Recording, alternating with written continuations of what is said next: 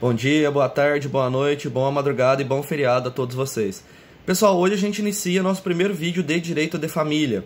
A gente já viu nas aulas princípios, o que é família, espécies de família, a gente já viu casamento, capacidade, impedimento e causas suspensivas, espécies de casamento, a gente já viu habilitação, celebração, todas aquelas espécies de casamento, causas de anulação do casamento, efeitos do casamento. Então, a partir de hoje, a gente vai começar a estudar o nosso primeiro vídeo online, que é sobre regime de bens, tá? A gente vai dividir esse vídeo ou em 2 ou em 3, tá, pessoal? Perdão, a gente vai dividir esse tema ou em 2 ou em 3 vídeos. Nesse primeiro vídeo, a gente vai falar de regras gerais relacionadas ao regime de bens. No próximo vídeo, a gente começa a trabalhar regime de bens em espécie, tá, pessoal? Então, primeiro ponto, o que é o regime de bens? Quando a gente iniciou o nosso estudo, a gente estudou a ideia que o professor Flávio Tartucci faz, direito existencial de família e direito patrimonial de família. E o regime de bens está situado justamente nessa ideia de direito patrimonial de família, que são regras patrimoniais relacionadas ao casamento ou à união estável. Tá, pessoal? Então, a gente vai começar estudando o que é esse tal regime de bens, tá? É o conjunto de regras patrimoniais relacionadas ao casamento ou à união estável. Esse conjunto de regras patrimoniais relacionadas ao casamento ou à união estável, a gente dá o nome de regime de bens. Beleza, galera? E a gente vai começar a estudar agora alguns princípios relacionados ao regime de bens. O primeiro princípio que a gente estuda, galera, está no artigo 1639 do Código Civil, que é o princípio da autonomia privada. Quando a gente estuda contratos, isso é um princípio muito visto, está lá no artigo 421 do Código Civil. A liberdade contratual será exercida nos limites da função social do contrato. A autonomia privada, gente, é a autonomia que a gente tem de regulamentar os próprios interesses, tá? É a prerrogativa que a gente tem para regulamentar os próprios interesses. E em se tratando de regime de bens, essa autonomia privada vai se dar na escolha de um dos 4 regimes de bens existentes. A gente tem um regime legal ou supletório, que é o regime da comunhão parcial de bens. Além do regime da comunhão parcial de bens, a gente tem o regime da comunhão universal de bens. Além desses 2 regimes, a gente tem o regime da participação final nos aquestos e a gente tem os últimos regimes, que é o regime da separação de bens, que pode ser convencional ou legal / obrigatório. Então, a autonomia privada vai se dar na escolha de um dos 4 regimes existentes. E vou mais, além dos 4 regimes existentes, é possível a gente criar um regime atípico diferente desses previstos no Código Civil, e a gente pode utilizar com base o artigo 425 do Código Civil, que permite a criação de contratos atípicos, tá, gente? Então, como que se dá autonomia privada quando a gente trabalha com regime de bens? Possibilidade de escolha de um dos 4 regimes por meio do pacto antenupcial e a possibilidade de criação de um regime novo, um regime atípico. E vou mais além um pouco ainda. É possível também a gente estabelecer um regime misto. Como assim um regime misto, gente? A gente pode misturar 2 regimes. Por exemplo, em relação aos bens móveis, a gente adota o regime da separação convencional de bens. E em relação aos bens imóveis, a gente adota o regime da comunhão parcial de bens. Então é possível escolher um dos 4 regimes, é possível criar um regime totalmente novo e é possível criar um regime misto, combinando, melhor dizendo, os regimes atualmente existentes, tá, gente? Só que como a gente fala em contrato, a gente também fala no direito de família. Autonomia privada não é um princípio absoluto, porque ele encontra limitações, seja nas normas de ordem pública, seja no artigo 1641 do Código Civil, que trata do regime da separação legal. Não é possível eu afastar esse regime caso estejam previstas as hipóteses legais desse regime, tá, gente? Então, primeiro princípio, princípio da autonomia privada. Segundo princípio, princípio da indivisibilidade do regime de bens. Princípio da indivisibilidade do regime de bens. Galera, a gente viu que é possível criar um regime misto, combinando os regimes já existentes. Então, como que eu vou falar, em princípio, da indivisibilidade do regime de bens? É que é o seguinte, pessoal, é possível criar um regime misto, mas esse regime misto tem que ser aplicado a ambos cônjuges ou companheiros. Não é possível aplicar um regime diferente entre os cônjuges ou companheiros. Essa que é a ideia, tá? Indivisível por quê? Porque ele é indivisível em relação aos cônjuges barra companheiros. Porque eu não posso, por exemplo, aplicar o regime da comunhão parcial para um cônjuge e aplicar o regime da separação obrigatória a outro cônjuge. Porque o regime é indivisível, beleza, gente? Então, o regime de bens, o mesmo regime de bens, tem que ser aplicado a ambos os cônjuges. Eu não posso aplicar um regime para um e aplicar um regime para outro. Terceiro princípio, esse é mais tranquilo, princípio da variedade do regime de bens. Como a gente falou, gente, o que é a ideia de variedade dos regimes de bens? Ele está muito ligado à autonomia privada. Eu falei para vocês que eu tenho autonomia de, em regra, escolher um dos 4 regimes existentes. Eu posso ainda criar um regime atípico, ou seja, diferente daqueles 4 existentes, e ainda eu posso criar um regime misto, tá, gente? Então essa aqui é a ideia de variedade do regime de bens. O código traz a disposição de 4 regimes e ainda é possível eu criar um regime totalmente atípico ou um regime misto. Beleza, galera? E essa ideia de variedade no regime de bens está no enunciado 331 da terceira jornada de Direito Civil. Enunciado 331 da terceira jornada de Direito Civil.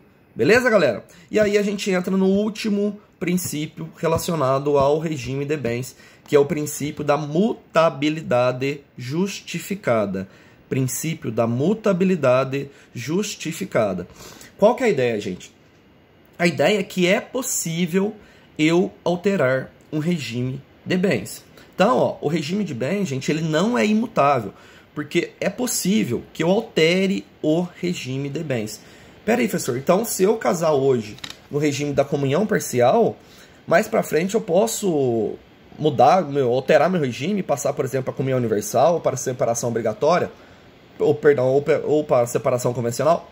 Pode, galera, pode. Por quê? Porque a ideia é a mutabilidade justificada do regime de bens. Então vamos lá.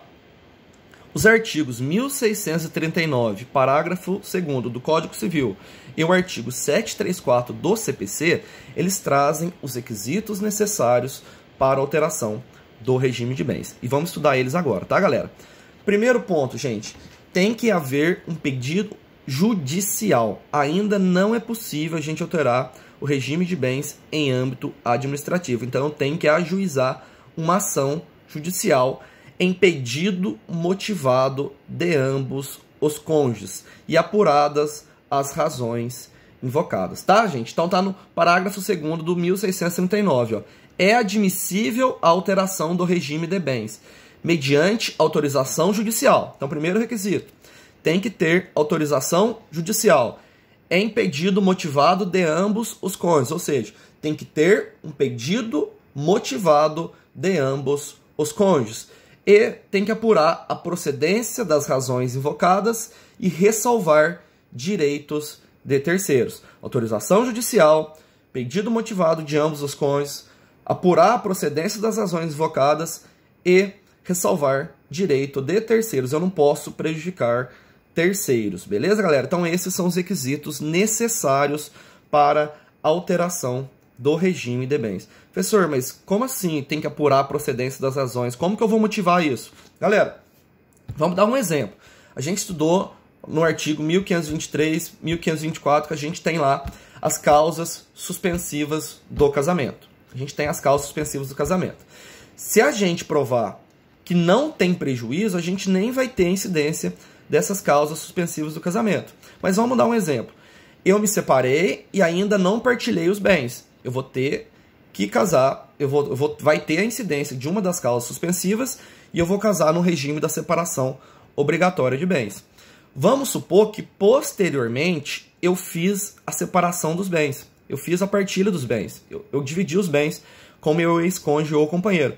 Se eu dividir os bens, desapareceram as causas para o casamento sobre o regime da separação obrigatória de bens. Se desaparecerem as causas, o que eu posso fazer? Eu posso ajuizar uma ação e nessa ação judicial pedir a alteração do regime de bens do casamento. Beleza, galera? Então é possível alterar o regime de bens do casamento desde que tenha autorização judicial, pedido motivado de ambos os cônjuges, eu tenho que apurar a procedência das razões invocadas e ressalvar direitos de terceiros. E um detalhe, galera, é possível alterar, inclusive, regime de bens de casamento celebrado no Código Civil anterior, que é o Código Civil de 16. Beleza, galera? Então esses são os princípios relacionados ao regime de bens. Beleza? A partir de agora, a gente vai estudar as regras gerais relacionadas ao regime de bens. Tá, gente? Então, qual que é a ideia? A primeira regra que a gente vai estudar, ela está prevista no artigo 1640 do Código Civil, que trata do regime supletivo, que é a comunhão parcial de bens. Então, vamos lá, galera. Na falta de escolha do regime de bens dos cônjuges ou companheiros, ou caso o pacto antenupcial seja nulo ou anulável, o que vai acontecer? Eu vou aplicar o regime da comunhão parcial de bens, porque o regime da comunhão parcial de bens é o regime legal ou supletório. Na falta de escolha acerca de um dos regimes, ou caso o pacto seja nulo ou anulável, qual regime eu vou ter? Vou ter o regime da comunhão parcial de bens, porque o regime da comunhão parcial de bens é o regime legal ou supletório. E ele está aqui no 1640 do Código Civil. Olha o que o 1640 fala, galera. Não havendo convenção, ou seja, eu não fazendo pacto, ou sendo ela nula ou ineficaz, vigorará, quanto aos bens entre os cônjuges, o regime da comunhão parcial de bens. Então, 1640 fala que o regime da comunhão parcial de bens é o regime legal ou supletório. Beleza, meu povo? Aí eu pergunto para vocês, então tá, professor, o regime da comunhão parcial de bens é o regime legal ou supletório. Beleza, já entendi. Então, se eu não escolher regime, ou sendo o pacto nulo ou ineficaz, eu vou ter aplicação do regime da comunhão parcial, porque ele é o regime supletório. Beleza. Mas assim, professor, quando eu sou obrigado a fazer, então, o pacto antenupcial? Galera, eu sou obrigado a elaborar pacto antenupcial por escritura pública quando eu for escolher um regime que não seja o da comunhão parcial de bens. Então, vou escolher o regime da separação convencional de bens. Nesse caso, eu preciso fazer o pacto antenupcial. Vou fazer o regime da comunhão universal. Nesse caso, eu preciso fazer o pacto antenupcial. Eu só não vou fazer o pacto quando eu estiver tratando do regime da comunhão parcial de bens. Não é que eu não posso fazer, gente. Eu não sou obrigado a fazer o pacto em se tratando do regime da comunhão parcial de bens. Esse pacto vai ser feito no cartório de notas por meio da escritura pública. Beleza, galera? Vamos estudar agora o artigo 1641 do Código Civil, que trabalha com o regime da separação obrigatória de bens, tá, gente? Separação legal ou separação obrigatória de bens. Vamos falar o primeiro ponto desse artigo 1641, que é muito importante. É uma norma de ordem pública, gente. Se o 1641 é uma norma de ordem pública, eu não posso afastar o 1641. Então vamos lá, vamos entender isso. Se no caso concreto, por exemplo, eu tiver mais que 70 anos, a gente vai ver que a doutrina considera esse inciso inconstitucional. Mas vamos lá.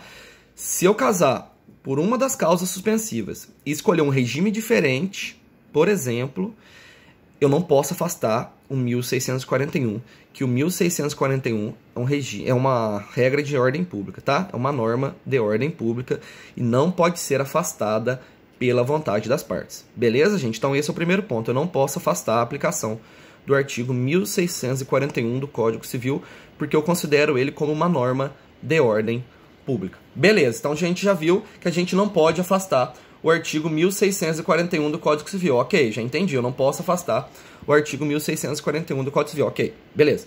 Então quais são os casos em que eu sou obrigado a casar nesse regime de bens, que é o regime da separação legal ou obrigatória de bens. Vamos lá.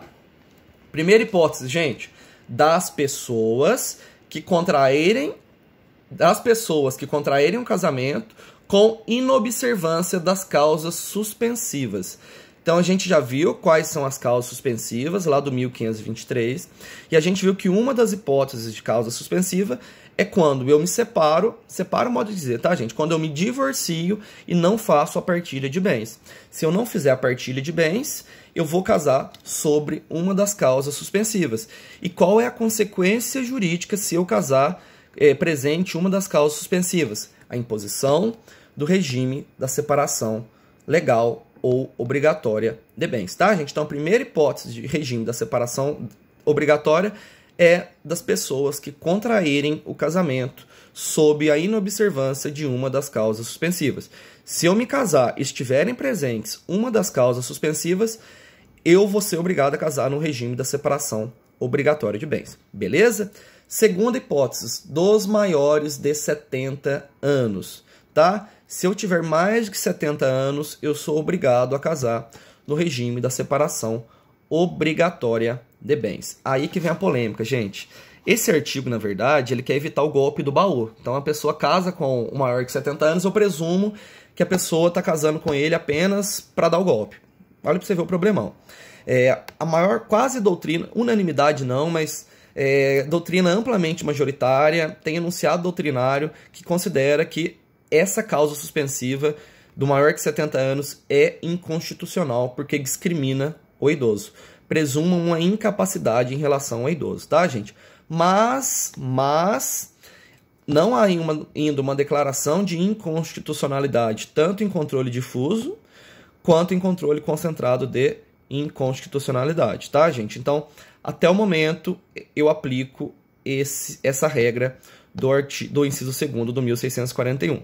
Quando for maior que 70 anos, é obrigatória a incidência dessa causa, é obrigatório casar no regime da separação legal de bens. Só que um detalhe, se já existia uma união estável entre a pessoa que tem mais que 70 anos e o seu companheiro e o seu cônjuge, o que vai acontecer? Nesse caso, não aplica o inciso 2º, tá? Porque já havia uma união estável de fato entre os cônjuges. Beleza, galera?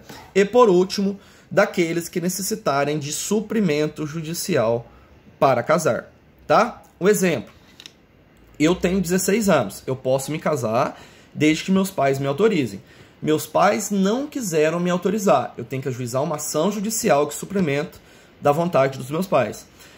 Quando eu faço isso, eu sou obrigado a casar no regime da separação obrigatória de bens, tá, gente? Então, todos aqueles que dependerem de suprimento judicial para casar vão ser casados no regime da separação obrigatória de bens. Só que tem um probleminha, gente. Tem um probleminha por quê? A gente vai ver, quando a gente trabalha com separação obrigatória de bens, não é uma separação absoluta, porque alguns bens vão se comunicar. Agora a gente vai trabalhar a súmula 377 do STF, vou ler aqui para vocês. No regime da separação legal de bens, ou seja, 1641, comunicam-se os adquiridos na constância do casamento.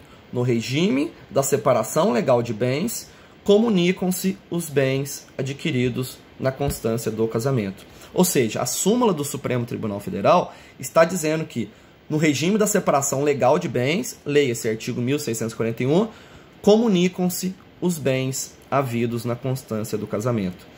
Há uma divergência doutrinária muito grande se essa súmula ainda é aplicada ou não.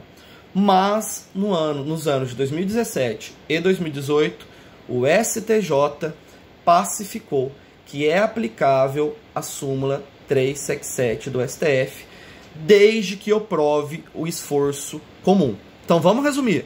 Quando a gente trabalha com o regime da separação legal / obrigatória de bens, comunicam-se os bens havidos durante o casamento, desde que haja prova do esforço comuns na aquisição daqueles bens. Se eu provar o esforço comum na aquisição dos bens havidos durante o casamento, esses bens vão ser comunicáveis. Então, galera, quando a gente trabalha com o regime da separação obrigatória de bens, a gente repara que não é uma separação absoluta, Por que que não é uma separação absoluta? Porque os bens em que houver a prova do esforço comum, esses bens vão se comunicar entre os cônjuges. Beleza, galera? Então a gente estudou o artigo 1641 do Código Civil. Agora a gente vai entrar no artigo 1642, 1643 e 1644. O artigo 1642, galera, e o 1643, vou explicar para vocês por que eles são muito importantes. Os artigos 1642 e 1643, eles trazem casos em que não é preciso ter a outorga conjugal do outro cônjuge. Ou seja, caso eu seja casado, em alguns atos eu vou precisar da autorização do outro cônjuge, caso eu seja casado. Na união estável ainda há uma polêmica muito grande se eu aplico 1647 à união estável. Mas vamos lá. Quando eu sou casado, para praticar determinados atos, eu preciso da autorização do outro cônjuge. Essa autorização eu dou o nome de outorga conjugal. Só que o 1642, o que ele faz? Ele trata de casos em que, independentemente do regime de bens adotados, eu não vou precisar da outorga conjugal. Ou seja, são atos que podem ser praticados pelos cônjuges isoladamente. Então, ó, eu posso praticar esses atos isoladamente. Olha que legal, gente. Então, a gente vai estudar quais são os casos em que, independentemente do regime de bens, eu não preciso da autorização do outro cônjuge. Vamos estudar um a um, tá, gente? Primeiro caso. Vamos ler o artigo 1642 e a gente estuda uma a uma. Qualquer que seja o regime de bens, tanto o marido quanto a mulher podem livremente, ou seja, independentemente do regime de bens, eu posso, independentemente da autorização do outro, inciso 1º, praticar todos os atos de disposição e de administração necessários ao desempenho de sua profissão, com as limitações do inciso 1 do artigo 1647. Galera, se eu sou casado, independentemente do regime de bens, eu posso praticar todos os atos necessários ao desempenho de minha profissão. Se eu sou advogado, eu posso alugar uma sala comercial independentemente da autorização do outro cônjuge. Se eu sou casado, no exercício da minha profissão, eu posso praticar atos independentemente da autorização do outro cônjuge. Então essa que é a ideia, gente. Eu posso praticar todos os atos necessários ao desempenho da minha profissão independentemente da autorização do outro cônjuge. O exemplo, se eu sou casado e sou advogado, eu posso alugar uma sala comercial no centro e não vou precisar de autorização do outro cônjuge, porque nesse caso o ato é relacionado ao desempenho de minha profissão. Beleza? Inciso 2º, administrar os próprios bens. Então, gente, eu não preciso de autorização do outro cônjuge para administrar meus próprios bens. Se eu tenho uma fazenda na roça, eu não preciso de autorização do outro para administrar essa fazenda que eu tenha na roça, por exemplo, tá? Desobrigar ou reivindicar os imóveis que tenham sido gravados ou alienados sem o seu consentimento ou sem suprimento judicial. A gente vai ver, gente, que quando eu sou casado, em quase todos os regimes, exceto da separação convencional, quando eu sou casado e vou alienar um bem imóvel, eu preciso da outorga conjugal. Se eu não tiver outorga conjugal, esse ato vai ser anulável. O que esse inciso 3º está falando, quando ele fala desobrigar ou reivindicar, você tem que entender como anular. Então, para ajuizar uma ação anulatória desse ato, ou seja, o outro cônjuge aliena um bem, vamos falar, o outro cônjuge vende um bem imóvel. O outro cônjuge vendeu um bem imóvel. Para eu ajuizar uma ação para anular essa venda que ele fez, eu não preciso da outorga conjugal, tá, gente? Então, para a anulação de bens imóveis que tenham sido gravados ou alienados sem o meu consentimento, eu não preciso da autorização do outro cônjuge, beleza? Inciso 4. Demandar a rescisão dos contratos de fiança e doação ou a invalidação do aval. A gente vai ver que mesma coisa, gente. O caso não é propriamente de rescisão. São casos de anulação. Quando estudar o 1647, a gente vai comentar essas situações. Inciso 5. Reivindicar os bens comuns, móveis ou imóveis, doados ou transferidos pelo outro cônjuge ao concubino, desde que provado que os bens não foram adquiridos pelo esforço comum destes, se o casal estiver separado de fato por mais de 5 anos. A gente vai ver também essa situação do inciso 5 quando a gente estiver estudando o contrato de doação. A gente vai estudar essa ideia de doação ao concubino, tá, gente? Então, quando a gente estudar o contrato de doação, a gente vai estudar esse inciso 5, tá? Então, ele fala, mesma coisa, ele fala reivindicar, mas no caso seria anular os bens doados pelo cônjuge ao seu concubino, tá, gente? Seria anular a doação feita pelo cônjuge ao seu concubino. Tem uma hipótese lá na doação, a gente vai ver quando estudar a doação. E por último, inciso 6, praticar todos os atos que não sejam expressamente vedados. Galera, no direito civil, a gente tem autonomia privada. Tudo que não é vedado é permitido. Não só no direito civil, né? Tá lá na Constituição, o princípio da legalidade privada. Ninguém é obrigado a fazer ou deixar de fazer algo, senão em virtude de lei. Então, tudo que não é proibido é permitido, tá? Essa que é a ideia do inciso 6 do artigo 1642. Todos esses casos são casos em que eu posso praticar atos independentemente da autorização do outro cônjuge, beleza? Para finalizar, o 1643 fala o seguinte: podem os cônjuges, independentemente da autorização do outro, inciso 1, comprar, ainda que a créditos, as coisas necessárias à economia doméstica. Então eu posso comprar todas as coisas necessárias à economia doméstica, eu posso ir no supermercado, eu posso fazer compra do mês, eu posso fazer tudo, independentemente da autorização do outro. E por último, obter por empréstimo as quantias que a aquisição dessas coisas possa exigir. Tá, gente? Se eu sou casado, eu posso comprar todas as coisas necessárias à economia doméstica e posso, inclusive, obter empréstimo para a compra dessas coisas necessárias à economia doméstica. Só que tem um problema, olha que legal. O 1644, vamos lá para a gente ver junto, ó. Ele traz uma solidariedade nesse caso, ó. Olha que legal. As dívidas contraídas para fins do artigo antecedente obrigam solidariamente ambos os cônjuges. Então, quando eu compro as coisas necessárias para a economia doméstica, o outro cônjuge é solidariamente responsável pelo pagamento dessas dívidas. A gente não vê lá em obrigações, artigo 265 do Código Civil, a solidariedade não se presume, resulta da lei ou da vontade das partes. Quando eu tenho a solidariedade, eu posso demandar a dívida toda, de um ou de ambos. Então, nesse caso, qual que é a ideia? Se eu compro as coisas necessárias à economia doméstica, eu posso demandar essa dívida, essa dívida toda, de um ou de ambos os cônjuges, porque eles são solidariamente responsáveis por essa dívida. Beleza, gente? Então, a gente estudou o 1643, 1642, 1643 e 1644. Agora, a gente vai partir para o artigo mais importante dessa parte inicial, que é o artigo 1647 do Código Civil, que fala da necessidade de outorga conjugal. Tá, galera? Vamos só tomar uma água. Quando a gente estuda lá na parte geral, a ideia de capacidade de fato, capacidade de direito de legitimação, qual que é a ideia? Capacidade de direito é a aptidão que toda pessoa tem para contrair direitos e adquirir obrigações. Então, capacidade, a gente estuda capacidade de fato, capacidade de direito. Capacidade de direito, aptidão genérica para adquirir direitos e contrair obrigações. Então, capacidade de direito todas as pessoas têm desde a concepção. Então, desde a concepção, eu já tenho a capacidade de direito, que é essa aptidão de adquirir direitos e contrair obrigações, tá? Então, se eu tenho 1 ano de idade, eu tenho capacidade de direito. Eu posso receber herança, eu posso ser proprietário, porque eu tenho capacidade de direito. Beleza. Eu tenho também a capacidade de fato. Capacidade de fato é a capacidade de exercer pessoalmente os atos da vida civil.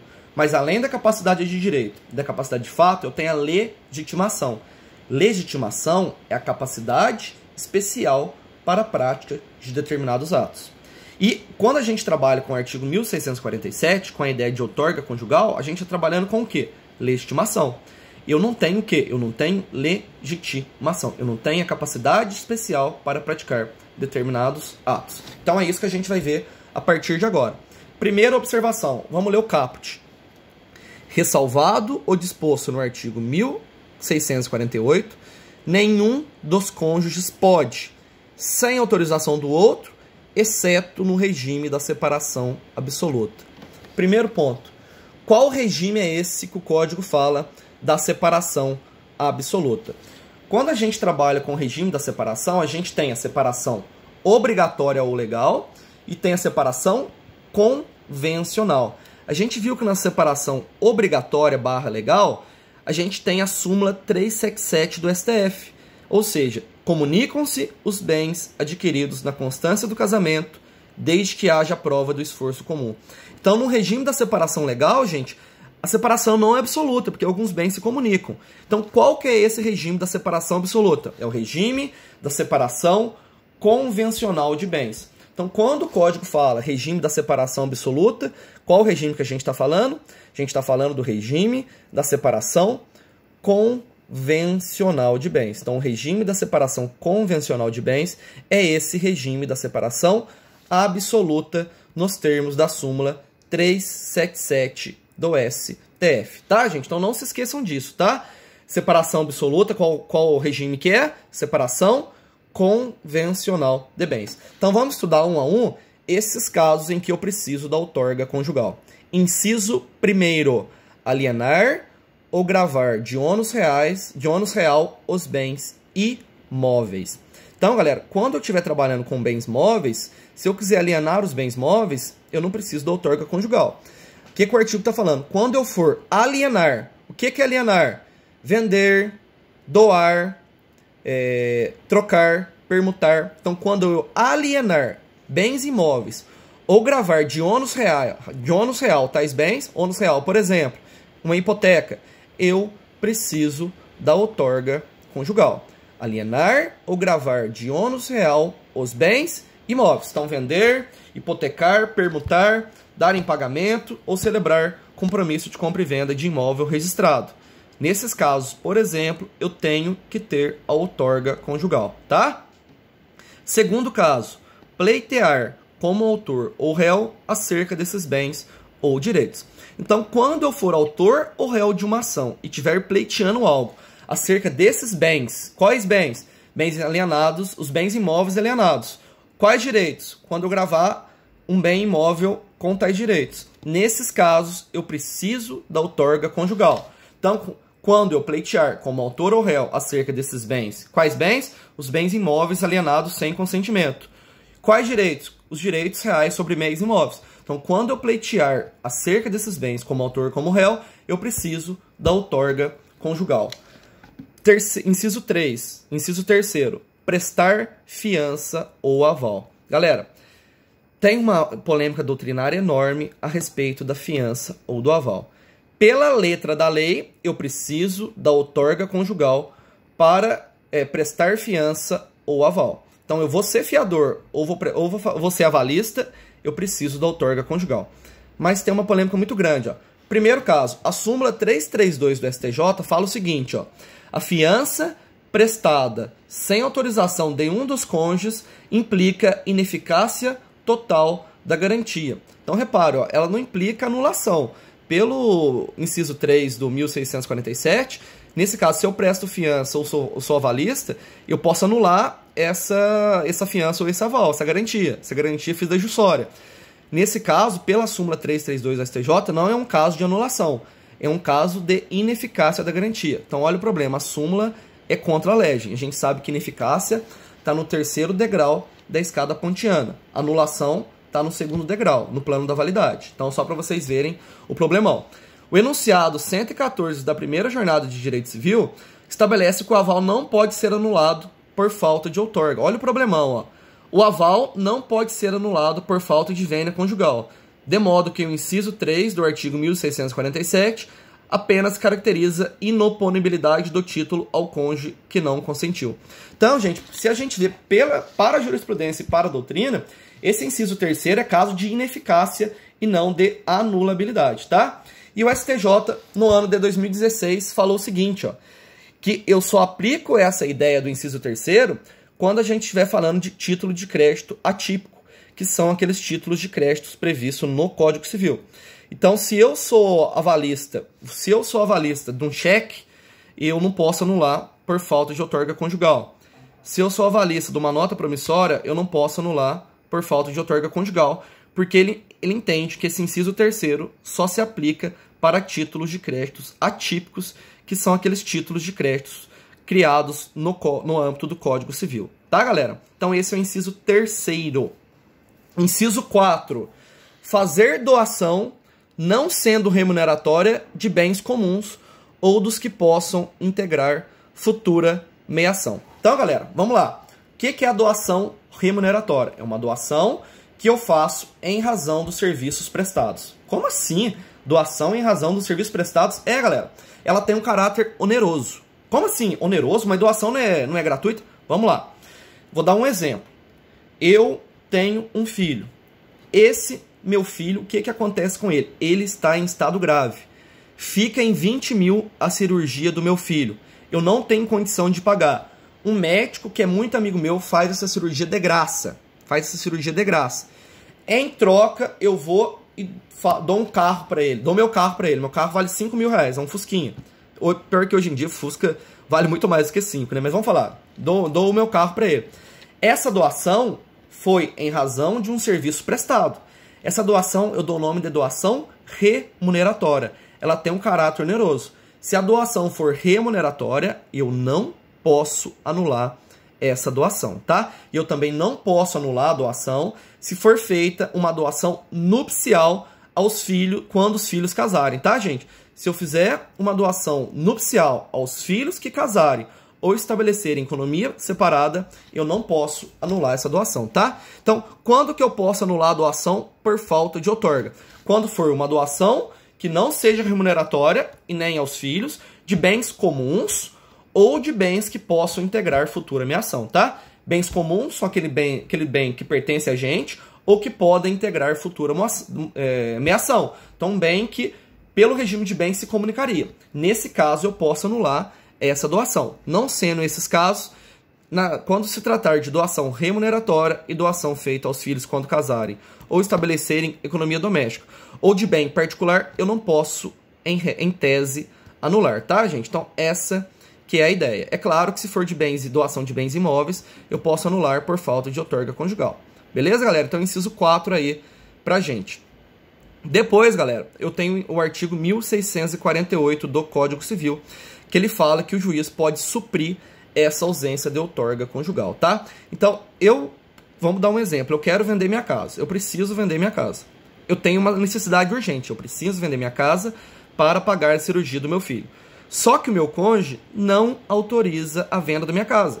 Aí ele fala, não vamos vender a casa não, eu gosto muito dessa casa, eu não quero vender.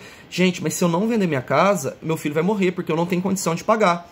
O que eu posso fazer? Se meu cônjuge não der outorga conjugal, eu posso ajuizar uma ação de suprimento de outorga conjugal, porque vai suprir a vontade do outro cônjuge. Beleza? Assim como no casamento, quando os responsáveis não querem dar autorização para casar, eu posso ajuizar uma ação de suprimento judicial.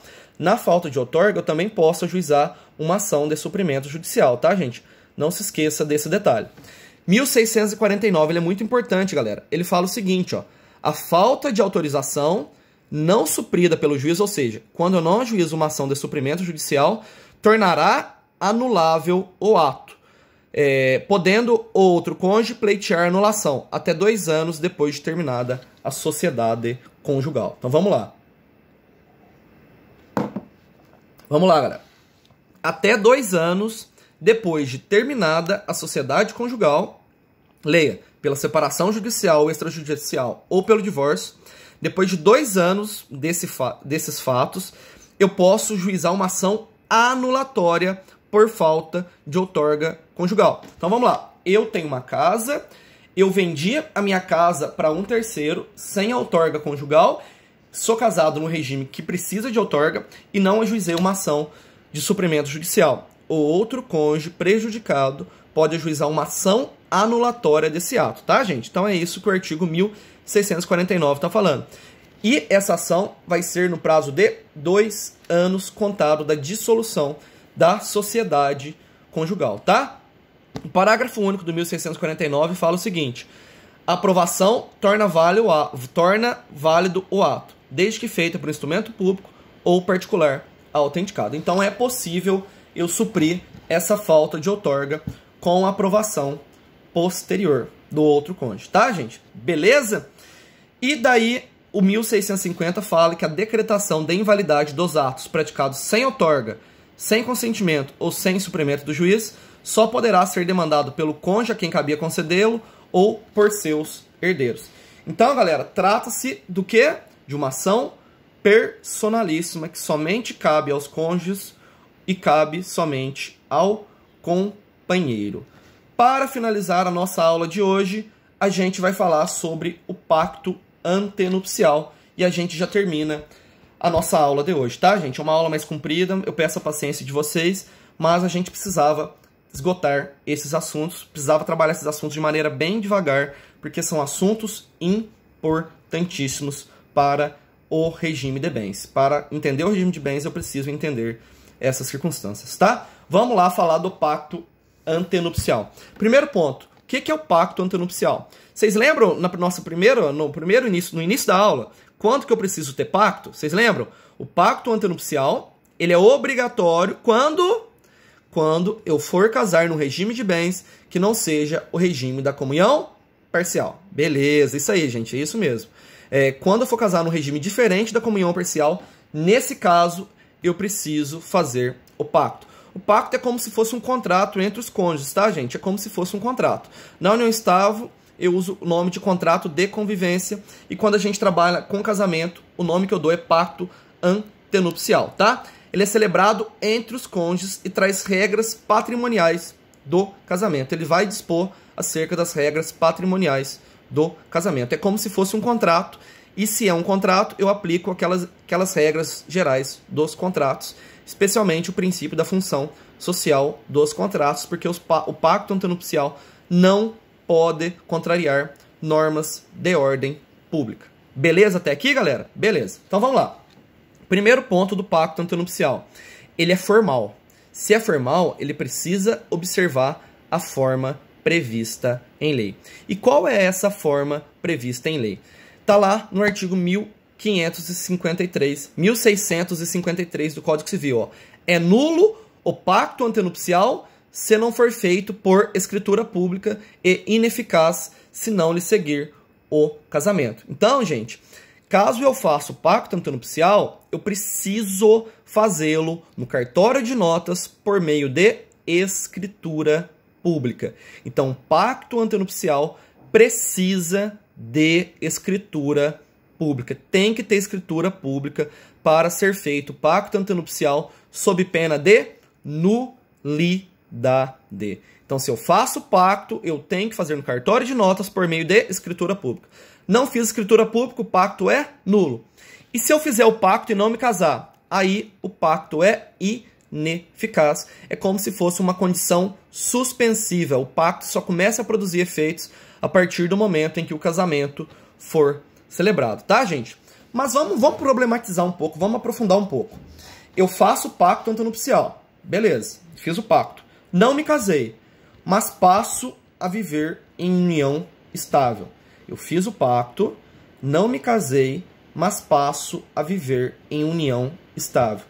É possível aproveitar o pacto, que foi feito para o casamento, para a união estável? E aí, galera, é possível? O que a gente estuda em negócio jurídico? Princípio da conservação dos negócios jurídicos. A gente não estuda lá em negócio jurídico o princípio da conservação dos negócios jurídicos. Inclusive, o 170 do Código permite a conversão do negócio jurídico nulo em outro. A gente não viu isso? A gente não estuda isso quando estuda lá parte geral, teoria dos fatos jurídicos? Então, se o pacto é um negócio jurídico, é possível aproveitar o pacto com base no princípio da conservação dos negócios jurídicos. Então, se eu faço pacto nupcial para casar, não me caso, mas passo a viver em união estável, é possível aproveitar o pacto que foi feito para o casamento na união estável, tá, gente? É possível aproveitar o pacto como se fosse um contrato de convivência. E tem um julgado aqui, ó, do TJRS, apelação 700-16-64-75-47.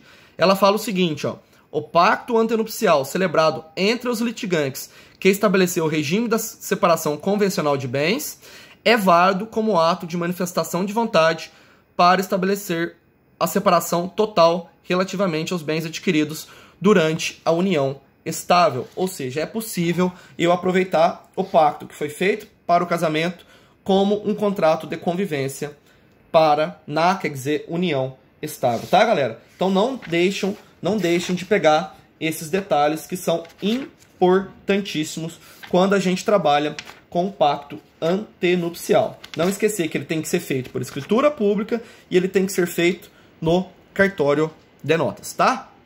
Mais um ponto. O 1654 fala o seguinte, ó. Isso a gente já falou no começo do tema também, ó. A eficácia do pacto realizado por menor fica condicionada à aprovação de seu representante legal, salvo as hipóteses do regime obrigatório de separação de bens, tá, galera? Então, 1654, ele fala que quando em se tratando de casamento celebrado por menor, o pacto antenupcial, para ser eficaz, precisa da autorização de seu representante legal, tá, gente? Então, quando o menor for se casar, ele precisa da autorização do representante legal para que o pacto seja eficaz, beleza?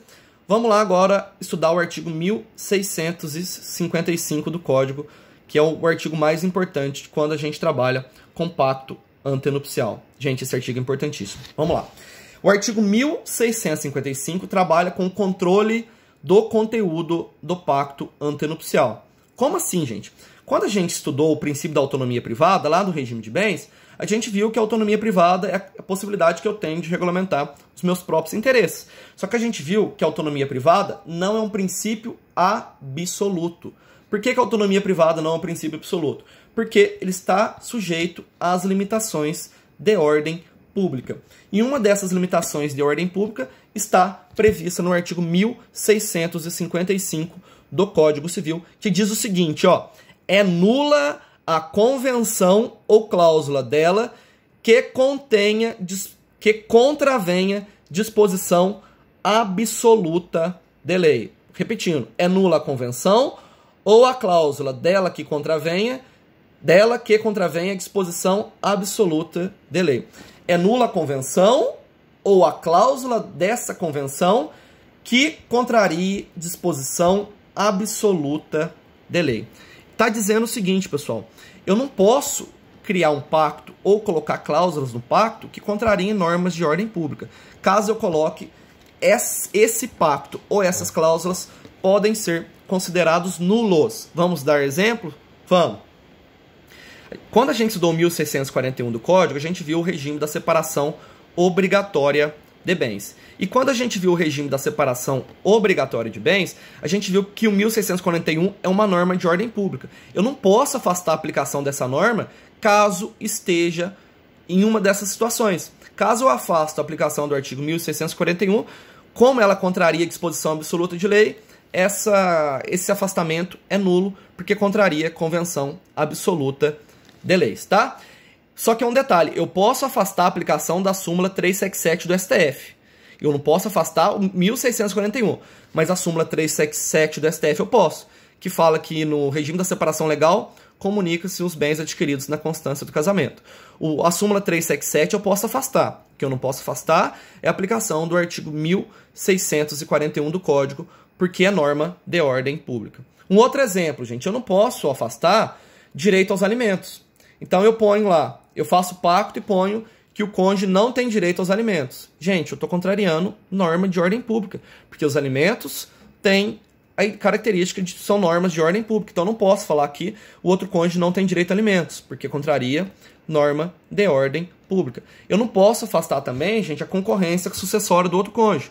Falar que caso eu faleça, ele não tem direito à herança. Eu não posso, porque contraria norma de ordem pública.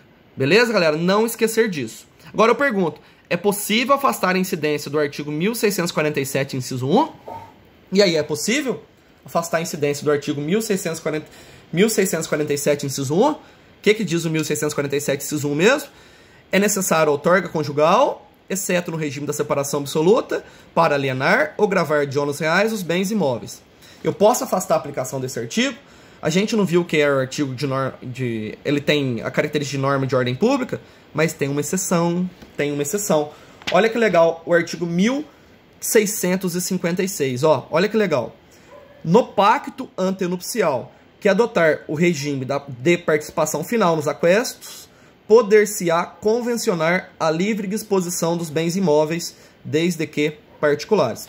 Então, galera, quando você adotar o regime da da participação final nos aquestos, quando você adotar o regime da participação final nos aquestos, você pode colocar no pacto que os bens particulares, não vão necessitar da outorga conjugal, tá? É o que fala o 1656. No pacto antenupcial que adotar o regime da participação final nos aquestos, poder-se-á convencionar a livre disposição dos bens imóveis, desde que particulares. Então, no regime da participação final dos aquestos, eu posso convencionar a livre disposição dos bens imóveis, desde que particulares. Beleza, galera? Um artigo importantíssimo. E para finalizar, a gente vai estudar o 1657, que fala da necessidade de registro do pacto antenupcial no cartório de registro civil. Então vamos lá, gente. As convenções antenupciais não terão efeitos perante terceiro, senão depois de registrada em livro especial pelo oficial do registro de imóveis do domicílio dos cônjuges, tá, galera? Então, ó, eu tenho que registrar o pacto antenupcial para que esse pacto antenupcial possa produzir efeitos em relação a terceiros. Caso eu queira que o pacto produza efeitos em relação a terceiros, eu preciso registrar esse pacto antenupcial. Beleza, galera? Então, ó, a gente fez uma aula bem longa, a gente trabalhou com todas as regras gerais relacionadas ao regime de bens e relacionadas ao pacto antenupcial. No próximo vídeo, trabalhando com direito de família, a gente vai trabalhar com os regimes de bens em espécie. Provavelmente serão 2 vídeos, vou ver como que vai ser a gravação, se vai dar para fazer em um ou se vai dar para fazer em 2, mas no próximo vídeo, então, a gente trabalha com os regimes de bens em espécie. Beleza, gente? Muito obrigado pela atenção. Peço a gentileza que mandem críticas, sugestões e deixem as dúvidas de vocês nos comentários. Se gostaram, dá um joinha, se inscrevam no nosso canal e obrigado por tudo, gente. Até mais e contem comigo.